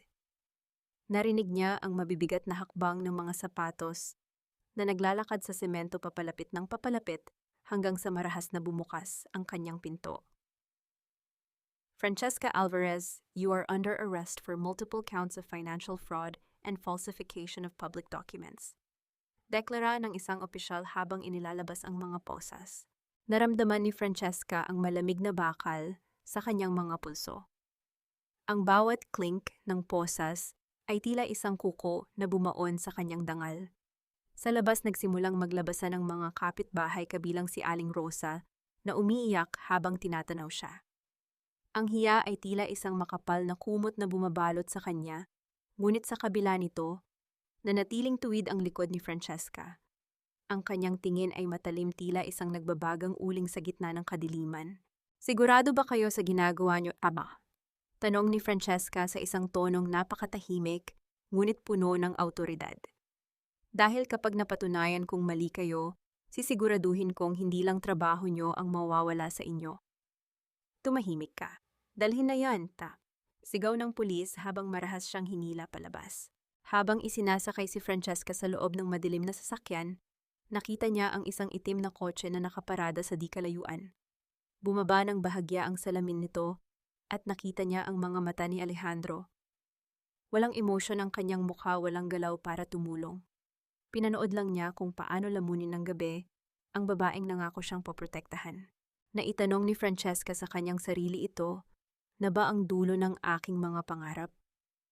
Ang akin bang pagtitiwala ang naging mitya ng sarili kong kamatayan? O bahagi pa rin ito ng isang mas malaking laro, na maging ako ay hindi na alam ang susunod na hakbang? Habang umaandar ang sasakyan palayo sa tondo, ang huling nakita ni Francesca ay ang ukit ng kahoy na ibon na naiwan sa sahig ng kanyang silid, tila isang bangkay ng kalayaang hindi na kailanman makakalipad muli. Ang bawat patak ng pawis at luha mo ay may katumbas na halaga, Francesca. At sa gabing ito, ang halaga niyon ay ang iyong kalayaan. Ang boses ni Alejandro ay tila isang anghel na bumaba sa impyerno habang umaalingaw-ngaw ito sa loob ng masikip at madilim na selda. Nakaupo si Francesca sa isang malamig na upuang kahoy. Ang kanyang mga kamay ay nakapatong sa kanyang kandungan habang pinagmamasdan ang mga rehas na bakal na tila mga daliri ng isang higanteng kumukulong sa kanyang huling pag-asa. Ang amoy ng kalawang at luma na semento ay nanunuot sa kanyang ilong, isang paalala na sa kabila ng kanyang kapangyarihan sa mundo ng pananalapi, siya ay isa pa ring bilanggo ng sistemang binili ng mga Alvarez. Dahan-dahang lumapit si Alejandro sa rehas. Ang liwanag mula sa bumbilya sa pasilyo ay tumatama sa kanyang mukha, nagbibigay ng anino na mas lalong nagpadilim sa kanyang mga mata. Sa kanyang kamay hawak niya ang isang piraso ng papel, ang kanyang temporary liberty. Ngunit sa likod niyon may isa pang bagay na itinatago niya sa kanyang bulsa. Akala ko iniwan mo na ako sa gitna ng bagyo. Bulong ni Francesca, ang kanyang boses ay nanginginig sa pagitan ng galit at pangungulila. Kailangan mong maranasan ang lamig ng rehas para malaman natin kung sino ang mga taong handang magbenta ng kanilang kaluluwa para kay Armando. Sagot ni Alejandro habang dahan-dahang ipinapasok ang kanyang kamay sa pagitan ng mga rehas para hawakan ang pisngi ni Francesca. Ang init ng kanyang balat ay tila isang kuryenteng nagpatahimik sa ingay ng paligid. Hindi ako tumalikod, Francesca. Naghanap lang ako ng mas matalas na sandata para ilabas ka rito. Naramdaman ni Francesca ang unti-unting paghupa ng takot sa kanyang dibdib. Sa gitna ng kawalang katiyakan, ang presensya ni Alejandro ay tila isang matatag na pader na handang sumalo sa lahat ng kanyang mga hinaing. Hindi ito ang oras para sa mga tanong tungkol sa kanyang tunay na katauhan. Sa sandaling iyon, sapat na ang malaman na hindi siya nag-iisa. Inilabas ni Alejandro mula sa kanyang bulsa ang maliit na ukit ng kahoy na ibon ng Conchimsego na naiwan ni Francesca sa tondo. Nakalimutan mo ang iyong pakpak, wika niya sa isang tonong puno ng lambing na bago sa pandinig ni Francesca. Dahan-dahang kinuha ni Francesca ang ibon ng kanyang mga daliri ay dumaan sa mga daliri ni Alejandro. Ang haplos na iyon ay tumagal ng ilang segundo, isang tahimik na pangako sa gitna ng panganib. Naramdaman niya ang bilis ng tibok ng kanyang puso, hindi dahil sa takot kundi dahil sa isang emosyong matagal na niyang ipinagkait sa kanyang sarili. Bakit mo ginagawa ito, Alejandro? Anong makukuha mo sa pagliligtas sa isang babaeng tulad ko? Tanong ni Francesca habang nakatitig sa kahoy na ibon. Dahil nang makita kita sa putikan noong gabi ng anibersaryo, nakita ko ang sarili ko 10 taon na ang nakalilipas. Sabi ni Alejandro, ang kanyang boses ay bumigat sa lungkot. Pareho tayong itinapon ng mga taong akala natin ay mahal tayo. At pareho nating alam na ang tanging paraan para mabuhay ay ang sunugin ang mundong nagtapon sa atin. Isang sandali ng katahimikan, ang bumalot sa kanila, tila tumigil ang oras sa loob ng istasyon ng pulisya. Ang tanging naririnig ay ang mahinang pagpatak ng tubig mula sa isang sirang gripo sa malayo at ang kanilang banayad na paghinga. Ngunit ang katahimikang iyon ay mabilis na nabasag nang bumukas ang pinto ng opisina ng warden. Pumasok ang isang pulis na may dalang balita na tila isang panibagong kidlat sa gitna ng gabi. Attorney Alejandro, may problema. Hindi lang falsification ang ikinakaso kay Miss Alvarez. Naglabas na ang kampo ni Armando Alvarez ng ebidensya na may kinalaman siya sa pagkawala ng ilang kagamitan sa loob ng mansyon, isang pagnanakaw na may kasamang pananabotahe sa kumpanya. Tumingin si Alejandro sa pulis, ang kanyang panga ay nagngangalit. That's impossible. We have the bail papers ready. Hindi na ito tungkol sa bail, attorney, sabi ng pulis habang nakatingin ng may halong pait kay Francesca. Inilipat na ang kaso sa Regional Trial Court. At ang masama pa rito, may balita kaming si Clara ay opisyal na ring ipinakilala bilang bagong Chief Operating Officer ng Alvarez Shipping ngayong gabi. Naramdaman ni Francesca ang mabilis na pag-ikot ng paligid. Hindi lang siya basta nakulong. Dahan-dahan na siyang binubura sa mundong siya mismo ang bumuo. Ang kanyang mga kalaban ay hindi na lang basta nananakit, balak na nilang angkinin ang lahat ng kanyang pinaghirapan habang siya ay nabubulok sa dilim. Naitanong ni Francesca sa kanyang sarili, hanggang kailan ko kayang tiisin ang bawat tusok ng karayom sa aking puso? Sapat ba ang tulong ni Alejandro para labanan ang isang sistemang lalamon sa akin ng buo? Habang tinititigan ni Francesca ang kahoy na ibon, isang malamig na desisyon ang nabuo sa kanyang isipan. Kung kailangan niyang maging abo para muling mabuhay, sisiguraduhin niyang kasama niyang matutupok ang bawat isa sa kanila.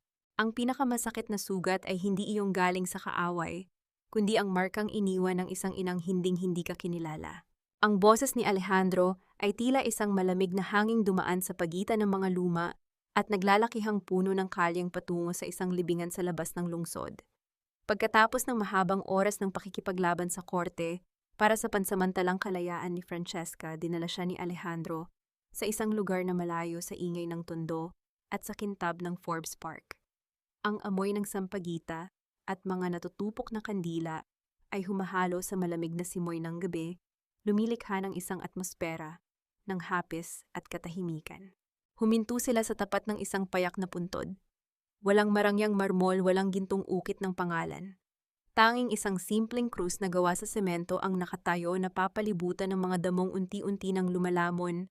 Sa pagkakakilanlan ng nakahimlay rito, dahan-dahang lumuhod si Alejandro, ang kanyang mamahaling pantalon ay nadumihan ng tuyong lupa, ngunit tila wala siyang pakialam. Sino siya, Alejandro? Tanong ni Francesca habang dahan-dahang lumalapit. Ang kanyang puso ay tila pinipiga ng makita ang luhang dahan-dahang namumuo sa mga mata ng lalaking dati ay tila gawa sa bato. Siya ang tanging babaeng nagmahal sa akin ng totoo, Francesca. At siya rin ang babaeng kinalimutan ng mundong ito dahil sa kasalanan ng isang reyna, tugon ni Alejandro, habang hinahaplos ang magaspang na semento ng puntod. Siya ang aking ina, at ang babaeng pumatay sa kanya sa pamamagitan ng pag-abandona ay walang iba kundi si Doña Mercedes Alvarez. Napatigil ang mundo ni Francesca. Ang bawat piraso ng puzzle na kanyang natagpuan sa mga dokumento ni Alejandro ay tila biglang nabuo sa isang masakit na katotohanan. Ang puot na nakita niya kay Alejandro ay hindi lamang para sa katarungan ng iba, kundi para sa isang sugat na ilang dekada nang hindi naghihilom. Anak siya sa labas, Francesca. Patuloy ni Alejandro, ang kanyang boses ay nanginginig sa pagitan ng pait at pagnanais na sumigaw. Ipinanganak ako sa gitna ng kahihiyan para protektahan ang tinatawag nilang pure bloodline ng mga Alvarez. Itinapon kami ni Mercedes sa isang madilim na sulok. Binayaran niya ang mga tao para manahimik. Hinayaan niya kaming magutom, hinayaan niyang mamatay ang ina ko sa sakit dahil ayaw niyang mantsahan ang kanyang pangalan ng isang batang tulad ko. Naramdaman ni Francesca ang bigat ng dalahin ni Alejandro. Dahan-dahan siyang lumapit at ipinatong ang kanyang kamay sa balikat ng lalaki. Sa sandaling iyon, hindi sila ang CEO ng Verdant Horizon at ang tanyag na abogado. Sila ay dalawang kaluluwang kapwa itinapon, kapwa winasak, at kapwa naghahanap ng hantungan. Kaya ba, kaya mo ba ako tinutulungan dahil gagamitin mo ako para makuha ang lahat ng sa kanila? Tanong ni Francesca, ang kanyang boses ay puno ng takot na malaman ang totoo. Tumingala si Alejandro kay Francesca. Ang kanyang mga mata ay tila dalawang malalim na balon ng lungkot. Dahan-dahan siyang tumayo at hinawakan ang magkabilang balikat ni Francesca sapat na para maramdaman ng babae ang panginginig ng kanyang mga kamay. Noong una, iyon lang ang plano ko. Ang gamitin ka bilang susi para buksan ang pinto ng impyerno para sa kanila. Pag-amin ni Alejandro, ang kanyang hininga ay humahaplos sa mukha ni Francesca. Pero habang nakikita ko kung paano mo tinitiis ang bawat sampal ng tadhana nang hindi nawawala ang iyong dangal, unti-unting nagbabago ang lahat. Naramdaman ni Francesca ang paglapit ng mukha ni Alejandro. Sa ilalim ng aandap-andap na liwanag ng buwan, ang distansya sa pagitan nila ay tila naglaho. Isang marahang haplos ng kanyang mga daliri sa pisngi ni Francesca ang nagdulot ng isang matinding kilig na may halong sakit. Isang sumpa at isang pangako na tila nakasulat sa hangin. Ngunit sa gitna ng init ng sandaling iyon, isang malamig na tanong ang gumuhit sa isipan ni Francesca. Kung sakaling dumating ang oras na kailangang pumili ni Alejandro sa pagitan ng kanyang paghihiganti at ng kaligtasan ni Francesca, sino ang kanyang ititira? Pangako, Francesca, bulong ni Alejandro bago dahan-dahang ilapat ang kanyang noo sa noo ng babae. Hinding-hindi kita hahayaang maging abo na lamang. Ngunit sa likod ni Alejandro sa madilim na bahagi ng sementeryo, isang pares ng mga mata ang kanina pa nakamasid. Isang anino na mabilis na naglaho nang marinig ang tunog ng isang paparating na sasakyan. Naitanong ni Francesca sa kanyang sarili ito, na ba ang simula ng aming pagkakaisa? O dinala lamang ako ni Alejandro rito para ipakita kung ano ang kinahihinatnan ng mga taong nagiging hadlang sa ambisyon ng mga Alvarez. Ang pinakamatahimik na gabi ay ang gabing bago ang pagputok ng isang dambuhalang bagyo at sa gabing ito ako ang bagyong wawasak sa kanilang lahat. Ang boses ni Francesca ay wala ng bakas ng takot o pag-aalinlangan habang nakatayo siya sa gitna ng isang maliit at ligtas na silid na inihanda ni Alejandro. Ang liwanag ng buwan na tumatagos sa bintana ay nagbibigay ng pilak na kislap sa kanyang mga mata na tila mga talim na hinahasa sa gitna ng dilim. Ang amoy ng kape at ang init ng tsa sa mesa ay lumilikha ng isang atmosfera ng matinding konsentrasyon. Dahan-dahang inilabas ni Francesca ang isang maliit na kulay asul na USB mula sa kanyang bulsa, ang kambal ng pulang USB na ninakaw ni Clara. Isang mapait na ngiti ang sumilay sa kanyang mga labi habang pinagmamasdan ito. Akala ni Clara na kuha na niya ang susi ng aking kaharian, simula ni Francesca habang nakatingin kay Alejandro na seryosong nakikinig. Ngunit ang pulang USB na iyon ay isang bitag, Alejandro. It's a Trojan horse disguised as a treasure chest. Oras na isaksak ni Armando ang USB na yon sa main server ng Alvarez Shipping, kusan itong ilalabas ang lahat ng records ng kanilang tax evasion at money laundering diretso sa Bureau of Internal Revenue. Napahinto si Alejandro, ang kanyang mga mata ay nanlaki sa pagkamangha. Lumapit siya kay Francesca. Ang kanyang mga hakbang ay banayad ngunit puno ng paghanga. You played them, Francesca. Mula pa noong simula hinayaan mo silang isipin na panalo sila para mas lalong maging masakit ang kanilang pagbagsak. I had to learn how to be a monster to survive the monsters. Alejandro, that guy, tugon ni Francesca, ang kanyang boses ay bumaba sa isang bulong na puno ng pait. 10 taon akong naging sunod-sunuran. 10 taon kong tinuwid ang bawat pagkakamali ni Armando habang siya ay nagpapakasasa sa ibang babae. Ngayon oras na para sila naman ang makaramdam ng bawat latay ng latigo ng katotohanan. Naramdaman ni Francesca ang pagdapo ng mainit na kamay ni Alejandro sa kanyang mga kamay na nakapatong sa mesa. Ang haplos nito ay hindi na lamang basta pakikiramay. Ito ay isang pagkilala sa kanyang lakas. Dahan-dahang pinagsiklop ni Alejandro ang kanilang mga daliri, ang bawat guhit ng kanilang palad ay tila nagtatagpo sa isang pangakong walang salita. Bukas ang huling paghuhukom, Francesca, wika ni Alejandro, habang dahan-dahang inilalapit ang kanyang mukha sa kanya. Sa loob ng boardroom na iyon, hindi ka na ang asawang itinakwil. You will be the executioner of their pride. Sa katahimikan ng gabi, naramdaman ni Francesca ang banayad na paghinga ni Alejandro sa kanyang pisngi. Ang bango ng sandalwood at ang init ng katawan nito ay tila isang baluti na nagbibigay sa kanya ng lakas na hindi niya inakalang taglay niya.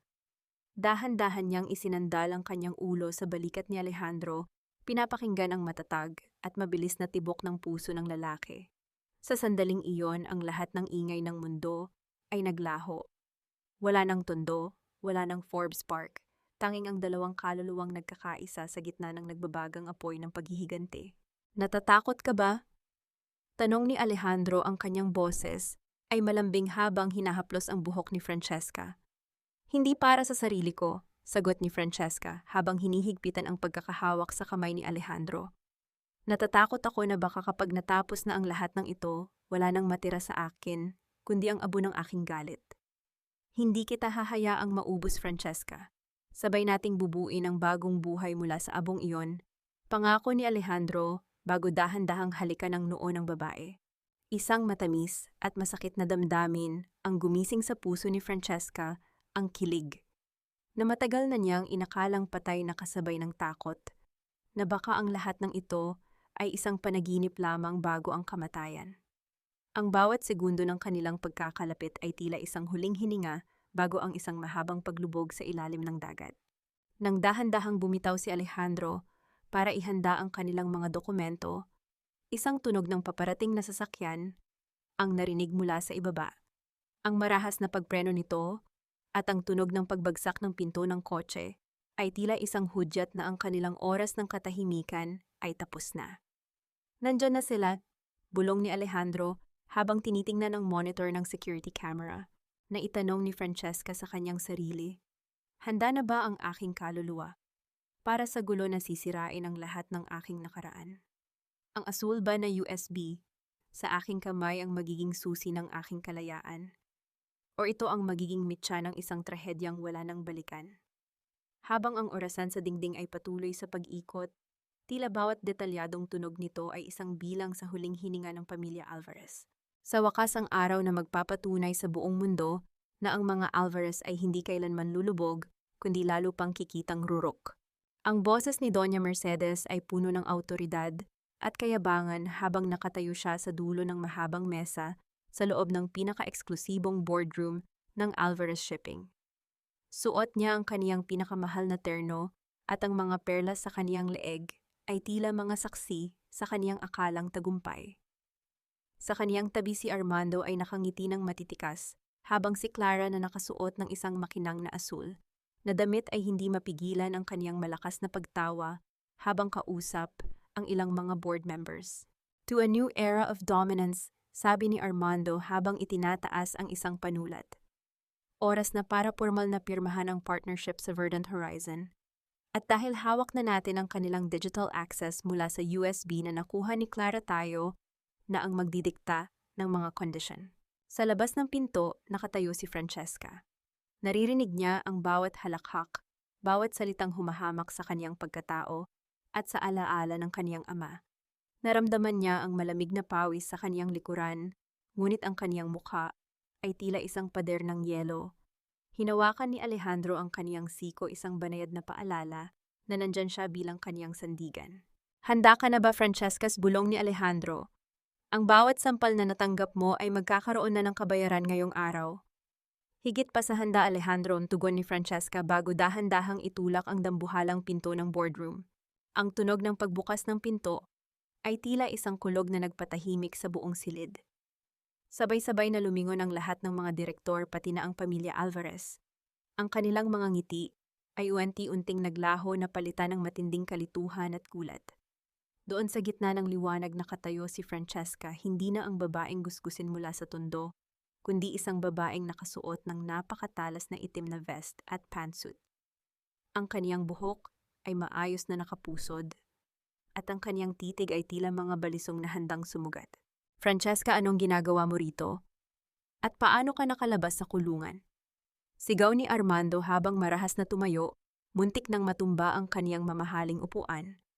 Huwag kang mag-alala, Armando. Hindi ako pumunta rito para makipagbalikan sa iyo. Wika ni Francesca sa isang tonong napakatahimik, ngunit dumaragundong sa loob ng silid. Pumunta ako rito bilang kinatawan ng Verdant Horizon. Ang kumpanyang akala nyo ay pagmamay-ari nyo na. Isang malakas na tawanan ang kumawala mula kay Clara. You ang CEO ng Verdant Horizon. Isang hamak na asawa na walang alam kundi magluto at maglinis. Don't make me laugh, Cheska. Hawak na namin ang USB mo. We have everything. Dahan-dahang lumakad si Francesca patungo sa gitna ng mesa. Ang bawat tunog ng kaniyang sapatos sa makintab na sahig ay tila isang bilang sa huling oras ng mga Alvarez. Kung gayon, bakit hindi mo isaksak ang USB na iyan, Armando? Ipakita mo sa lahat kung gaano kakatalino. Sa harap ng lahat ng mga stockholder, kinuha ni Armando ang pulang USB na ninakaw ni Clara. Ang kaniyang mga kamay ay nanginginig sa galit at kaba, ngunit dahil sa kaniyang matinding pride, marahas niyang isinaksak ang metal na dulo nito sa port ng main laptop na nakakonekta sa dambuhalang monitor ng boardroom. Panoorin mo kung paano ko kukunin ang lahat sa iyo, Francesca. Sigaw ni Armando habang mabilis na pinipindot ang enter. Ngunit sa halip na ang account ng Verdant Horizon ang lumitaw ang monitor, ay biglang binalot ng kulay pulang liwanag. Isang tunog ng mabilis na pagproseso ng data ang narinig mula sa mga speaker. At bago pa man makakilos ang sinuman, isang malaking text ang lumitaw sa screen na nakasulat sa kulay puting letra, uploading financial discrepancies to Bureau of Internal Revenue. Status 85% complete. Nanlaki ang mga mata ni Doña Mercedes.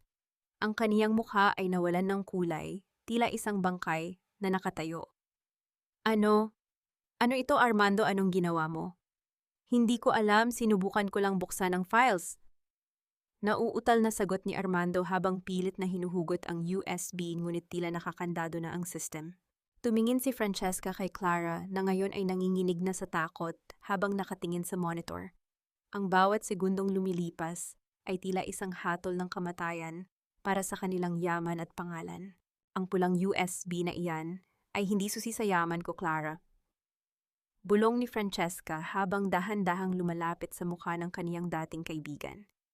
Yan ang naglalaman ng lahat ng ebidensya ng inyong nakatagong utang, ang inyong pandaraya sa buwis, sa loob ng 5 taon, at ang mga illegal na transaksyon na ikaw mismo ang pumirma habang iniisip mong ikaw ang bagong reyna. Status 100% complete. Data sent.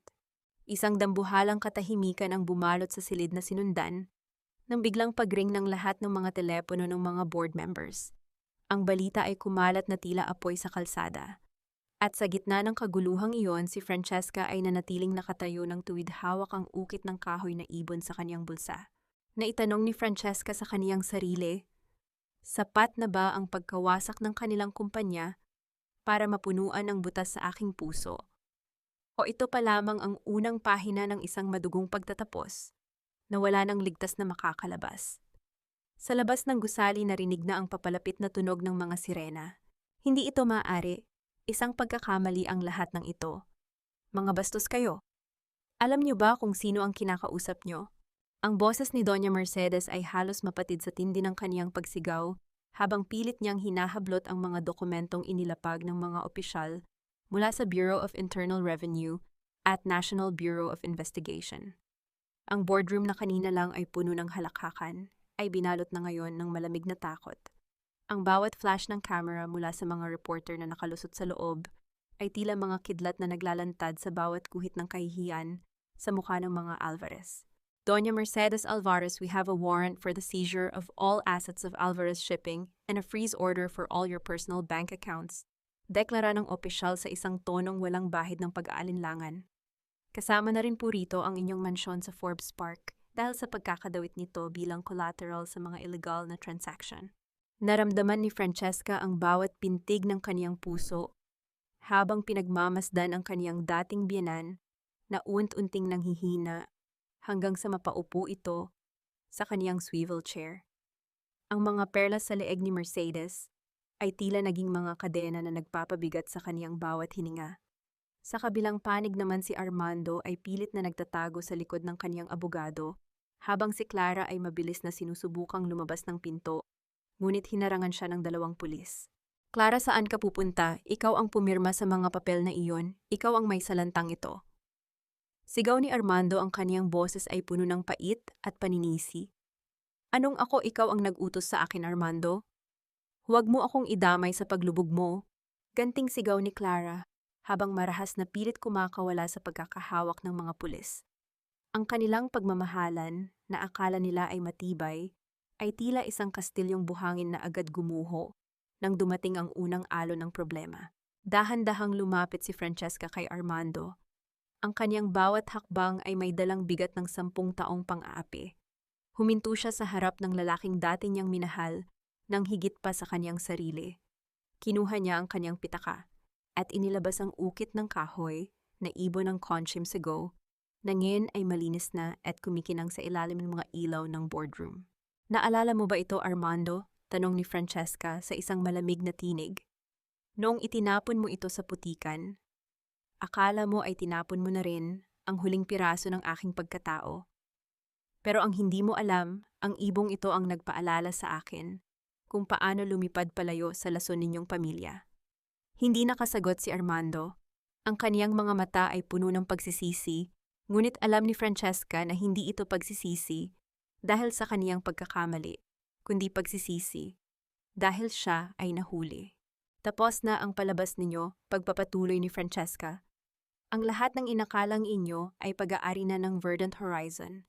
At dahil ako ang Verdant Horizon, ako na ang may-ari ng bawat hibla ng tela sa suot ninyo ngayon. Ilang oras matapos ang kaguluhan sa opisina, Tumayo si Francesca sa tapat ng dambuhalang pintuan ng mansyon sa Forbes Park. Pinagmamasdan niya ang mga tauhan ng gobyerno habang idinidikit ang mga pulang sticker ng seized sa mga pader na gawa sa mamahaling bato. Ang bawat sticker ay tila isang selyo ng hustisya na nagpapatahimik sa bawat sulok ng bahay na naging kulungan niya sa mahabang panahon. Kinuha ni Francesca ang susi ng mansyon at dahan-dahang inilagay sa palad ni Alejandro na nakatayo sa kaniyang tabi. Ang kanilang mga balat ay nagkadikit at naramdaman ni Francesca ang isang uri ng katahimikan na hindi niya inakalang mararanasan niya sa gitna ng ganitong kalaking gulo. Ito na yon, Francesca, pulong ni Alejandro habang pinagmamasdan ang pag-alis ng huling truck ng mga Alvarez. Wala na sila, malaya ka na. Hinaplos ni Francesca ang kahoy na ibon sa kaniyang kamay. Ang bawat gasgas niyon ay tila isang mapa ng kaniyang paglalakbay mula sa putik patungo sa tagumpay. Naramdaman niya ang init ng sikat ng araw, sa kaniyang balat isang init na hindi nagmumula sa galit, kundi sa isang panibagong pag-asa. Ngunit sa gitna ng kaniyang kasiyahan, napansin ni Francesca ang isang dokumentong hawak ni Alejandro na tila pilit nitong itinatago. Isang sobre na may tatak ng isang kilalang DNA laboratory. Naitanong ni Francesca sa kaniyang sarili, sapat na ba ang pagbagsak ng kanilang yaman? O may mas malalim pa palang lihim na nakatago sa likod ng mga mata ni Alejandro handa? Na ba akong harapin ang huling katotohanan na maaaring magpabago muli sa takbo ng aking tadhana? Ang tunog ng pagsasara ng gate ng mansyon ay tila isang huling hantungan ng kaniyang nakaraan, habang ang hangin ay may dalang bulong ng isang lihim na malapit ng mabunyag. Hindi lahat ng yaman sa mundo ay kayang bumili ng isang pusong itinakwil mo, Mercedes. Ngayong wala na ang iyong korona, handa ka na bang makita ang tunay na mukha ng iyong kinatatakutan? Ang boses ni Alejandro ay tila isang malamig na hatol na bumasag sa katahimikan ng madilim at malamig na holding room sa loob ng NBE. Doon sa ilalim ng iisang aandap-andap na bumbilya, nakaupo si Doña Mercedes. Wala na ang kintab ng kaniyang mga alahas, wala na ang ayos ng kaniyang buhok, at ang kaniyang mamahaling terno ay lukot-lukot na tila isang basahang itinapon sa gilid ng kalsada. Nakatayo si Francesca sa pintuan, pinagmamasdan ang bawat galaw ni Alejandro. Hawak pa rin niya ang sobrang may tatak ng DNA laboratory. Ang kaniyang mga daliri ay nanginginig sa takot at kaba. Ang bawat salitang lumalabas sa bibig ni Alejandro ay tila isang kutsilyong dahan-dahang humahati sa kaniyang pagkatao. Sino ka ba talaga? Bakit mo ito ginagawa sa amin? Anong kasalanan namin sa iyo? Ang paos na tanong ni Mercedes, ang kaniyang mga mata ay puno ng pait at kalituhan habang nakatitig sa matikas na lalaki sa kaniyang harapan. Dahan-dahang lumapit si Alejandro, ang tunog ng kaniyang bawat hakbang sa semento ay tila isang mabagal na pintig ng kaba. Inilapag niya ang kaniyang mga kamay sa ibabaw ng mesa at yumuko sapat na upang magtagpo ang kanilang mga paningin. Hindi mo ba talaga ako matandaan? Mercedes, o sadyang ibinaon mo na sa limot ang batang sumisigaw sa labas ng pintuan mo? 3 dekada na ang nakalilipas. Ang batang nagmakaawa para sa gamot ng kaniyang inang naghihingalo habang ikaw ay nagpapakasasa sa loob ng iyong gintong mansyon. Napatigil ang paghinga ni Mercedes. Ang kaniyang mga labi ay nangatal at ang kaniyang mga mata ay nanlaki sa matinding gulat. Ang kaniyang alaala ay tila isang mabilis na pelikulang bumalik sa isang maulan na gabi sa isang batang may maruming mukha na pilit niyang ipinatapon sa mga gwardya. Hindi maaari. Patay na ang batang iyon. Sinabi nila sa akin na wala na kayo. Nauutal na sigaw ni Mercedes habang pilit na inuurong ang kaniyang upuan palayo. Buhay ako, Mercedes. Buhay ako para maging anino na susunod sa bawat hakbang mo patungo sa impyerno. Wika ni Alejandro, ang kaniyang boses ay bumaba sa isang bulong na puno ng lason.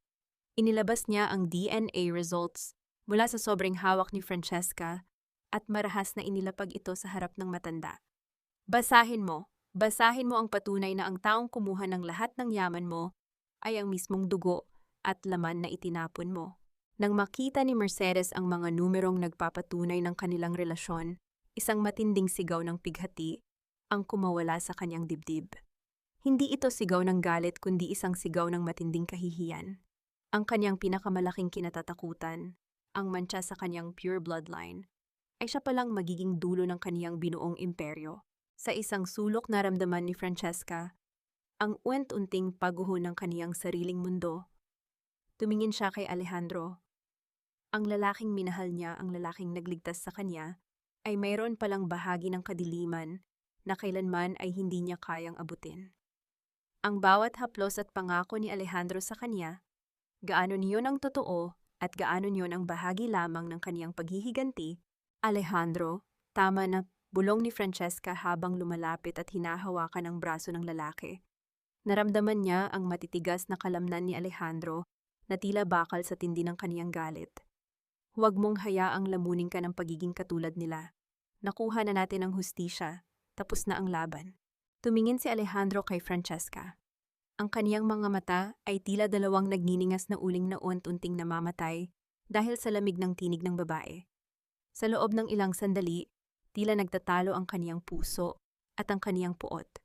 Dahan-dahan niyang binitiwan ang kaniyang pagkakahawak sa mesa at huminga ng malalim. Ang tunog niyon ay tila isang huling buntong hininga ng isang sundalong galing sa giyera. Para sa iyo, Francesca. Para sa iyo ititigil ko ito.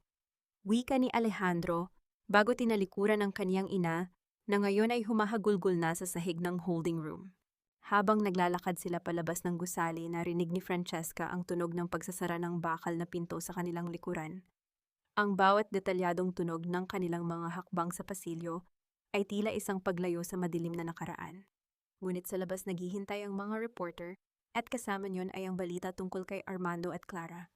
Nabalitaan nila na si Armando sa kaniyang desperasyon ay sinubukang tumakas ngunit nahuli sa airport habang si Clara ay tuluyan nang tinalikuran ng lahat at ngayon ay nahaharap sa habambuhay na pagkabilanggo dahil sa mga ilegal na dokumentong kaniyang pinirmahan.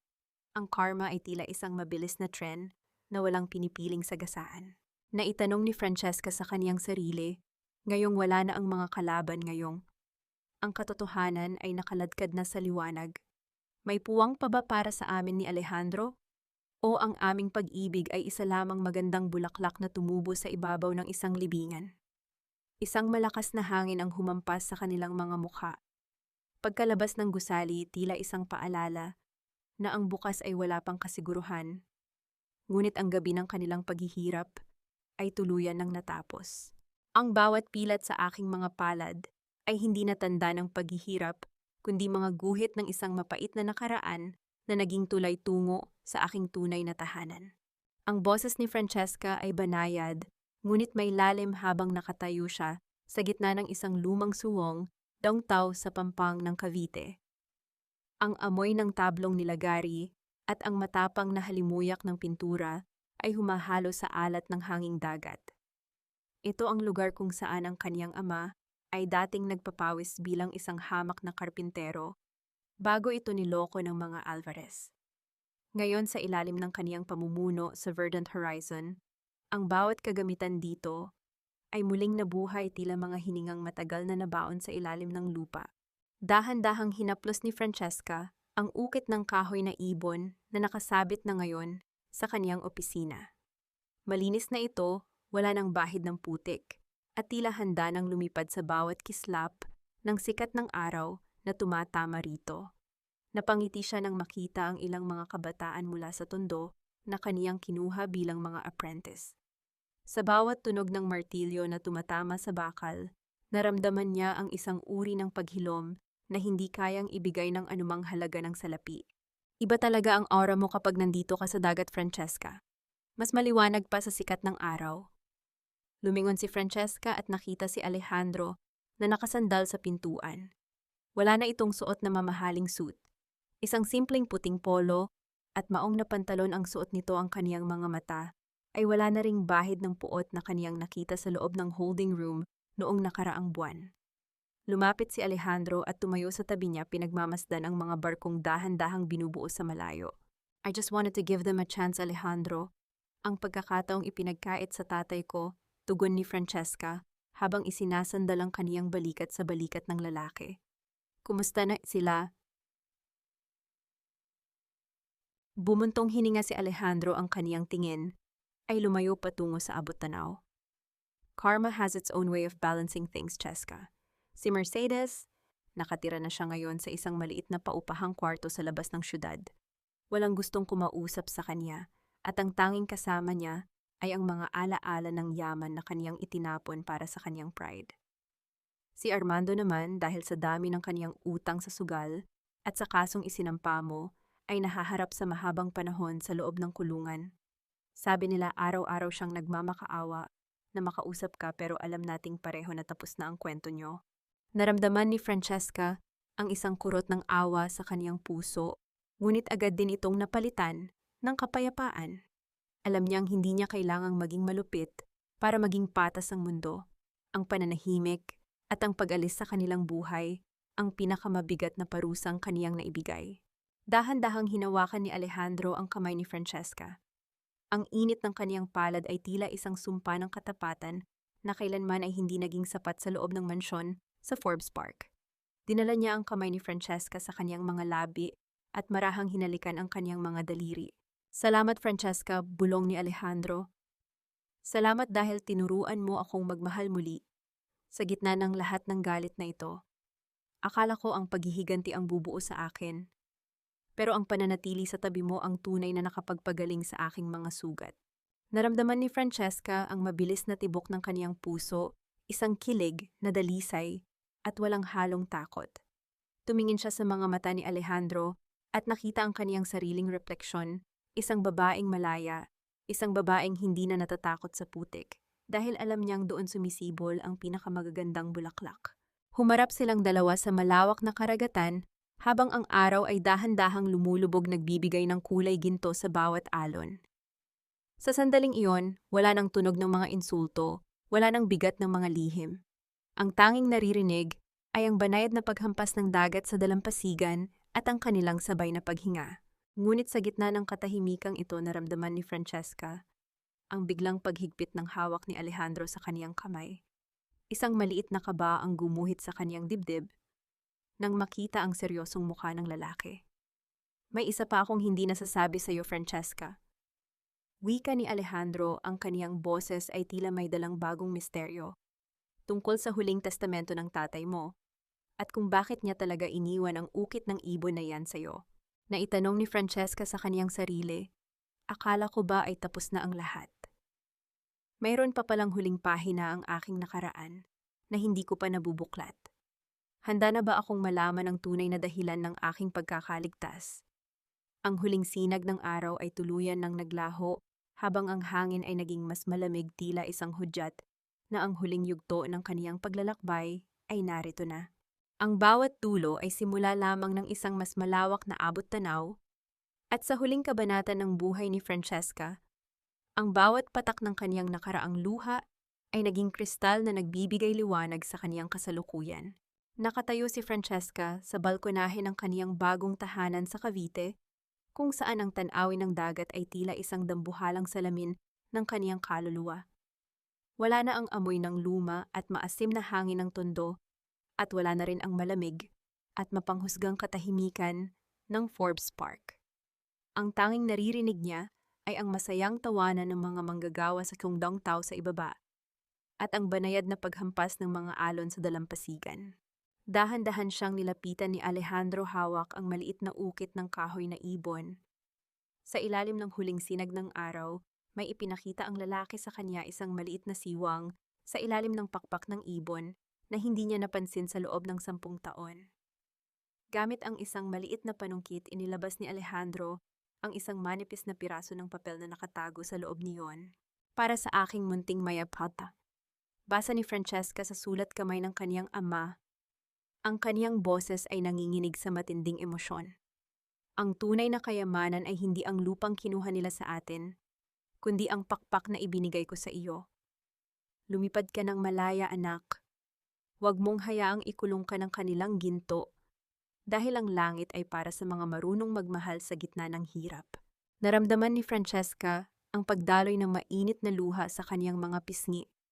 Ngunit sa pagkakataong ito, hindi ito luha ng pait. Ito ay luha ng pagpapatawad. Pinatawad na niya ang kanyang sarili sa mga taong hinayaan niyang siya ay apihin. Pinatawad na niya ang kaniyang ama sa pag-iwan sa kaniya ng isang mabigat na tungkulin. At sa kaniyang puso, binitiwan na niya ang huling hibla ng galit para sa mga Alvarez. Hindi dahil karapat-dapat silang patawarin, kundi dahil karapat-dapat siyang mamuhay ng may kapayapaan. Handa ka na bang iwanan ang mga abo ng nakaraan, Francesca Parta? Tanong ni Alejandro habang dahan-dahang hinahawakan ang kaniyang baywang at isinasandal ang kaniyang noo sa noo ng babae. Handa na ako, Alejandro, dahil natutunan ko na ang ibon ay hindi kailangang maging Feng Huang para maging dakila. Sapat na ang maging isang maya na may matatag na puso. Tugon ni Francesca bago dahan-dahang ipikit ang kaniyang mga mata, ninanamnam ang tamis ng isang halik na puno ng pangako at katapatan. Ang kwento ni Francesca ay hindi lamang kwento ng paghihigante. Ito ay paalala sa bawat babaeng nakikinig na ang dangal ay hindi nasusukat sa apelidong dala mo o sa yaman ng iyong pamilya. Ang tunay na lakas ay nanggagaling sa kakayahang tumayo muli matapos kang itapon sa putikan at ang kakayahang magmahal muli matapos kang wasakin ng maling tao. Sa huling pagkakataon, tiningnan ni Francesca ang ukit ng ibon sa kaniyang palad. Alam niyang sa bawat paglipad niya ang kaniyang ama ay laging nakamasid na kangiti at sa wakas pareho na silang malaya. Ang mga abo ng nakaraan ay tuluyan ng tinangay ng hangin at sa kaniyang harapan. Ang bukas ay kasing liwanag ng bukang liwayway. Ang gintong sinag ng takip silim sa dalampasigan ng Cavite ay tila isang marahang haplos. Sa bawat sugat na iniwan ng nakaraan isang hudyat na ang gabi ng pagdurusa ay tuluyan ng pinalitan ng bukang liwayway ng kapayapaan. Mga mahal kong tagapakinig mula sa kaibuturan ng aking puso, maraming salamat sa pagsama sa akin sa mahabang paglalakbay na ito ni Francesca. Habang isinusulat at isinasalaysay ko ang bawat yugto ng kaniyang buhay, hindi ko mapigilang makaramdam ng matinding kirot, lalo na sa sandaling itinapon ni Armando ang maliit na ukit ng ibon sa putikan. Doon ko muling napagtanto na madalas ang pinakamabigat na pasakit ay hindi nanggagaling sa layo ng ating narating, kundi sa mga taong inaakala nating magiging kanlungan natin. Ang bawat salita sa kwentong ito ay pinag-isipan at hinubog mula sa mga totoong hinaing at tagumpay ng mga kababaihang nakatagpo ko sa totoong buhay, mga babaeng pilit na binabasag ang kanilang mga long sun para lamang mahanap ang kanilang tunay na tinig. Sa inyong palagay, naging tama ba ang desisyon ni Francesca na piliin ang pagpapatawad at kapayapaan sa halip na ituloy ang ganap na pagwasak sa pamilya Alvarez? Kung kayo ang nasa kaniyang kalagayan, kaya niyo rin bang bitawan ang lahat ng puot para sa isang bagong simula? Habang pinakikinggan ninyo ang dulo ng audio na ito, nasaan kaya kayo? Marahil ay nagtutupi kayo ng mga damit, nagluluto ng merienda para sa mga anak, o kaya naman ay ninanamnam ang katahimikan matapos ang isang pagod na araw. Nais ko kayong makilala ng mas malalim. Mag-iwan kayo ng komento sa ibaba, ibahagi ang inyong mga karanasan. O kahit isang munting kumusta lang, dahil sa channel na ito bawat kwento nyo ay mahalaga at laging may handang makinig.